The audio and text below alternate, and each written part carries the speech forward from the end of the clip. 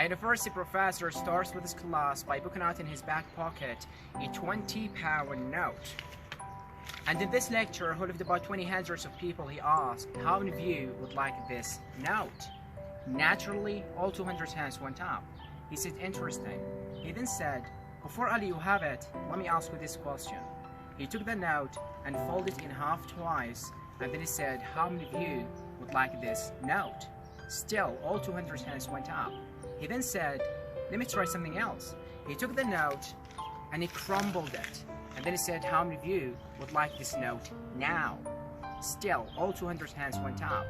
Finally, he threw the note to the floor, scrunched it with his shoe, and picked it back up now with dirt. And then he said, how many of you would like this note?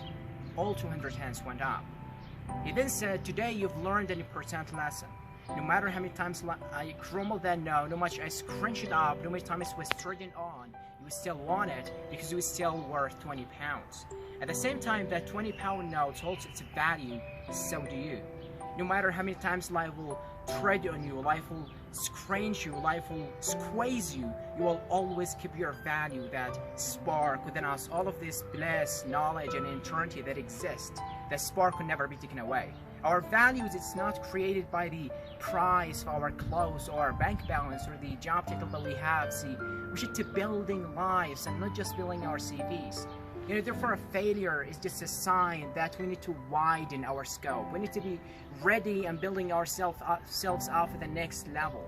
Actually, what we end up achieving is far greater than we have envisioned for ourselves up. And this divine plan, these orchestrations can't be happening without these interventions that occurs, because if we have it our way, we just settle, we just accept what we thought was our goals, what we thought we were chasing. But actually, I've noticed that when you don't get that later down the line, you look back and you reflect and realize what you've gained is so much greater. Failures, only failures, and when we don't get that later down the line, you look back and you reflect and you realize what you've gained is so much greater. Failures, only failures, and when we don't learn from them, because when we learn from them, they become lessons, and actually we extrapolate all of this teaching and actually more insight. How can we improve the way we work, and actually how can we define our different energy?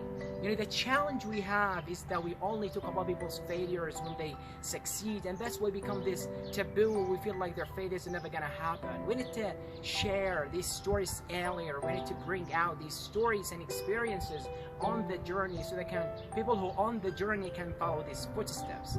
And that's why Steve Jobs said you can't connect the dots moving forward. You only can when you're looking backwards.